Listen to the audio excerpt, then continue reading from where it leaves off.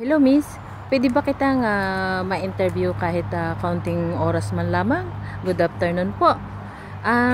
Miss, ano ba ang nagiging ano mo sa atin, sa ating bansang Pilipinas?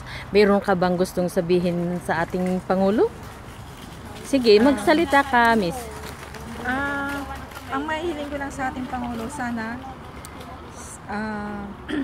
makaya niya ang lahat ng problema ngayon sa Pilipinas. Magkaisa. Suportahan natin ang Pangulo dahil sa panahon ngayon talagang napakadaming problema, lalo na sa drugs. At sa Alam mo yung mga iminto sa'yo na halimbawa bigyan natin ng kaunting yun ba ang gusto mong sabihin, na bigyan natin ng kaunting panahon si Presidente para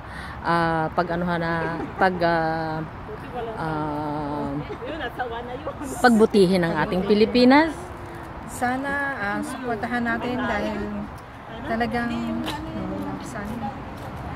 basta kung ano lang po yung nahiling nyo sa kanya, yun na lang po ang hinihiling ko lang is ang lahat ng magkaisa. Ayun dahil lang. Sa dami ng problema sa ating bansa. Suportahan natin dahil ang Pangulo natin nag-iisa, at kung hindi natin susuportahan, hindi niya kaya ang lahat ng gawin ang lahat ng problema sa ating bansa. Ayun lang po. Yun Sige, lang po, maraming salamat po sa inyo, Miss. Nandito po yung ibang mga gustong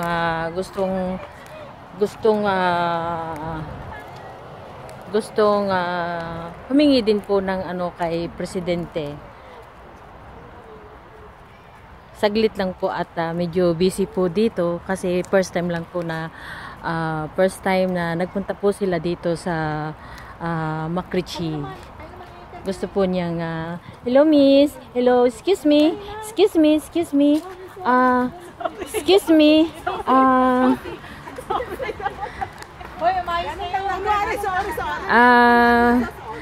lang po. Miss, saglit lang po, Miss. Hello. Excuse me, Miss. Pwede pang mahinga kita ng sige po, pupunta na lang po ako doon sa iba. Sige po, salamat po.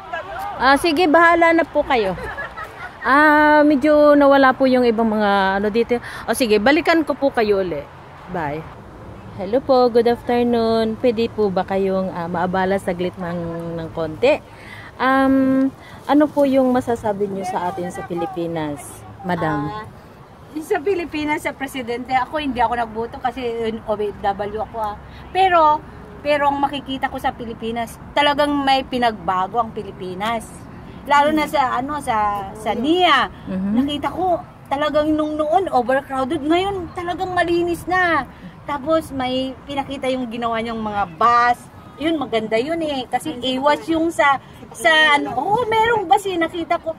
Marami ng na bago sa Pilipinas talaga, at saka yung sinasabi ng naririnig ko sa Batanes, yung binibigyan niya ng mga kunting yung nasalanta, 'di ba noon wala, nakikita mo yung mga relief na itinatapon, nasasayangan ako doon. Ngayon ang dami nang nabago sa dahil Pilipinas, po ng ating bagong presidente. Oo, kaya saludo ako kay Presidente Duterte. Yes, okay. Saludo ako sa kanya ng 101%. How about naman po doon sa nangyayari po sa atin na mga droga? Kayo ba po ay pabor na kada sasabihin na kalista ay titirahin na lang at babarilin na lang po? Ikaw. Ako sa ganyang sa droga. Kahit na paano, wala tayong karapatang kumitil ng buhay ng tao. Dahil isa lang ang dapat kumuha sa akin. Okay. Pero so yun lang po ang inyong hiling na bigyan ng pagkakataon na as long na makita nila yung pagbabago, di ba? Hindi nung basta-basta na Hindi. Para sa akin naman, yung mga drug lords dapat diyan ang yung alisin na sa mundo, yung mga drug lords. Sige po. Hindi, ayoko About naman po dun sa ating ekonomiya, ano ba po ang inyong nalalaman sa ating ekonomiya ng bansa? May nalalaman din po kayo kung ano ang dapat baguhin doon. Ay, ekonomiya. Sa ekonomiya, yung kung ano ang ating yung mga nagiging income or ano po. Yung, hindi ko nga alam yung ikaw alam mo? Wala po. Oo, sa income ng sa ano, hindi ko nga alam. Opo. Para naano ko lang yung mga sa drugs. So, means is, susuportahan na lang po natin si Presidente Duterte. Siyempre, 101% suportado. Okay po. Salamat po sa inyo. May pinagbago ang Pilipinas. Okay. Oo, sana tuloy-tuloy. Pagdasal na lang natin. Opo. Sige, salamat po. Maraming salamat. Naku, mahirap OFW. Mahirap ang Mahirap OFW. talaga kasi Malayo sa pamilya. malayo sa pamilya. Nagtitiis. Para lang sa kanila. Tapos, Pakit ang ugali, titiis. oo. Sa ating pagbabago ng ating bansa, mayroon ba kayong masasabi doon? Oo, marami. Daming nagbago Yan, dun. marami. Kaya Maganda ngayon. Sana nga, yung sahod natin, yung sahod dito, yung sahod doon, malaki na kasi hindi na kami mag-abroad, doon na lang kami magtatrabaho. Malapit pa sa Mga taga saan po kayo? Saya. Kami ate sa Pilipinas. Saan po kayo sa Pinas? Southern Leyte, Mindanao, Okay. Surigao, Okay. Ogod. Leyte lagi. Ano pong masasabi ninyo sa mga nangyayari sa ating bansa na tungkol sa mga drug or Yes. ano pong masasabi niyo doon? Improvement daw ngayon. Pabor kami dyan. Pabor pa kayo na pinapatay lang or not? Kami dyan ate, yung mga drug addict niya talagang papatay. Hindi kung ako, dapat may sila may programa sila na kung maano nila yung tao, iparehab ng ganun, hindi Yun po nila ang- papatayin agad-agad. Wala Kasi, naman kayong proof kung si Duterte Opo. may tao pa naman na magbabago pa, di ba? Dapat bigyan natin ng ng chance, ha? Okay. So, how about po sa ating ekonomiya ng bansa? May nalalaman din po ba kayo sa ating bansa? internet lang ba? Yung wala sa ano lang. Kasi wala. Kasi Kahit napagkamatay ni Miriam, hindi namin alam. Ay, hindi nyo alam. Akala namin biro lang. Wala. Meron ba kayong gustong baguhin sa atin na paano tayo para tayo umangat? May masasabi ba kayo doon? Para umangat tayo? Ano ang payo ninyo para sa ating presidente? Corruption. Ano pa po? wala naman, hindi man daw siya corrupt, hindi naman corrupt yung president. Hindi. Lang masyado. Sabi nga niya dirty mouth lang daw siya pero I give you clean government. So, Okay, very good. Okay. give him a chance na. Let's see how ganyan naman ang tao simula bago sa okay. Okay. Baka malay mo, everything have a price. So, dapat suportahan na lang natin si Presidente Duterte. Siya nandyan din. Okay. At least hindi siya corruption, di ba? Okay. Marami naman Okay, Duterte. Sige. Sige po, suportahan na lang po natin si Presidente. Okay, salamat. Salamat po sa inyo. Hello po, good afternoon. Pwede po ba kayong mahinga ng kaunting salaysay kung ano po ang ang napapansin ninyo sa ating bansang Pilipinas?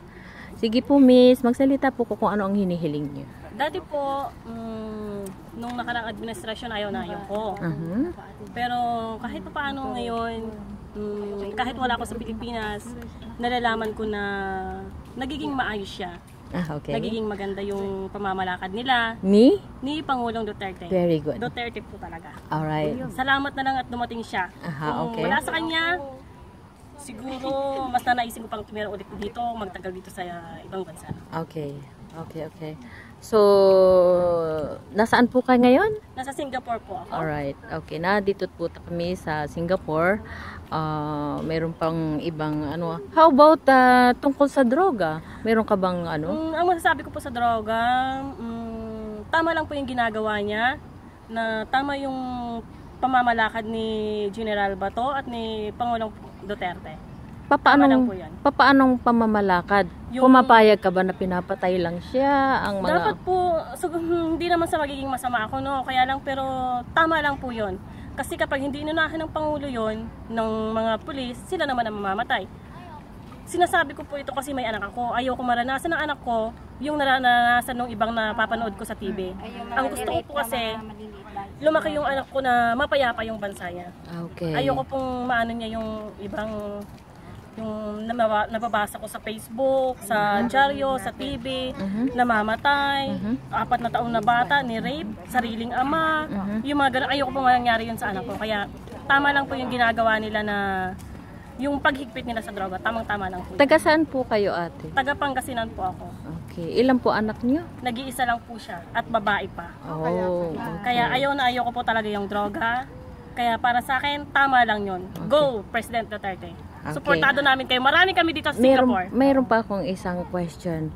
May nalalaman ka rin sa ating takbo ng ating ekonomiya sa bansa? Hindi naman po kasi agad-agad magbabago yun, di ba? Bumababa nga siya. Siyempre sa unang, wala pa naman siya. Ilang buwan pa lang ba siya? 3?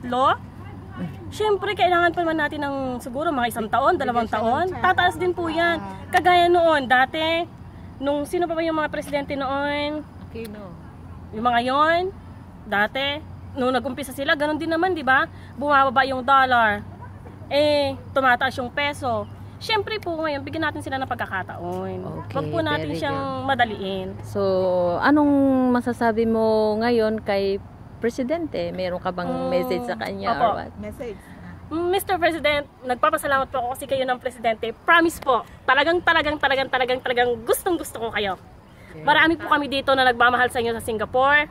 Sa Pilipinas, promise, sulit po kami sa inyo. Okay. Talagang Duterte po kami. Thank you so much po talaga. Maraming salamat po, Miss.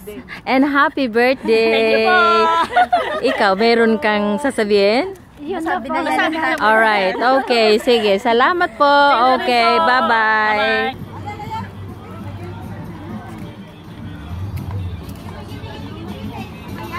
Hello po. Magandang hapon po sa inyong lahat. Pwede po ba kayong kaunting oras na abalain? May anuhan po dito. May birthday yan? Oh.